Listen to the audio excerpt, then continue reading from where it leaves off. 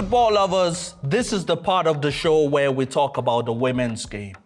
And who better to discuss this than with the queen of African football herself and the bride-to-be, Auntie Diski.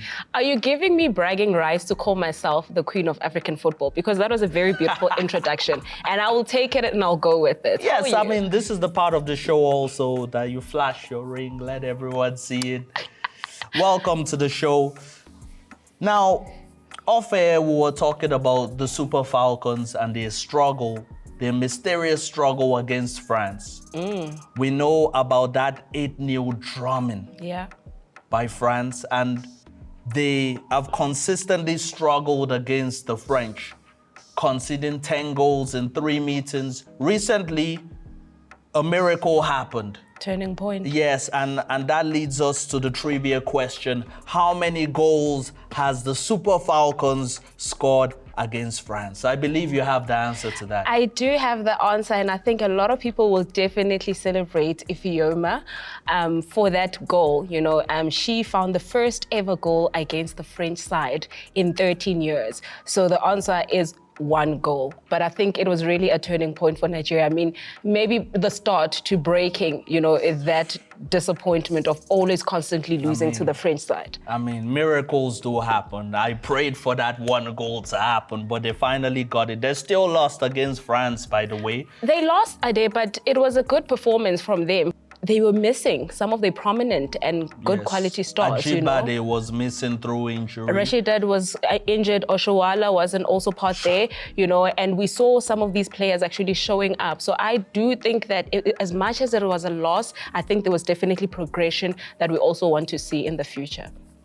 But why do you think they've struggled so much against the French? Is it just that their key players have been missing, or is it a tactical thing? No, not necessarily. I think if you're looking at all basically the resources and the tools that are available, you know, at advanced countries, you know, French have, you know, the equipment and they have a strong development structure as opposed to African countries. If you look at Nigeria, you look at Zambia, you look at South Africa, we are constantly losing against similar teams. And that's because a player who becomes at their peak probably reaches their peak at the age of 23, 24. But if you look at your Spain and you look at your England and USA, as well as France, their players reach a peak at a very young age, you know, 18 years, 19 years old. So then you can see that in terms of their involvement and in the investment of, you know, creating stars at a young age is more greater than we are.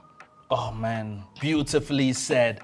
Now, one player that I know is at a peak is Jermaine Seoposenwe. Did I say that right? Jermaine Seoposenwe. Jermaine, what an amazing player. Love her. She couldn't be present when Banyana played. Banyana Banyana played the Jamaicans. Yes. Now, how did you see that game? You know what, speaking of Jermaine, I think Jermaine is one player that has really set an example of, you know, what it means to be consistent and always going the extra mile. If you look at the style of play that she plays on a national level for Banyana Banyana and, you know, club level, we saw her at Juarez, you know, and the interest peaked from there when she moved to the side that she plays for right now. She's a player that has an average, a very good average, you know, of scoring assists. She calls her the queen of assists.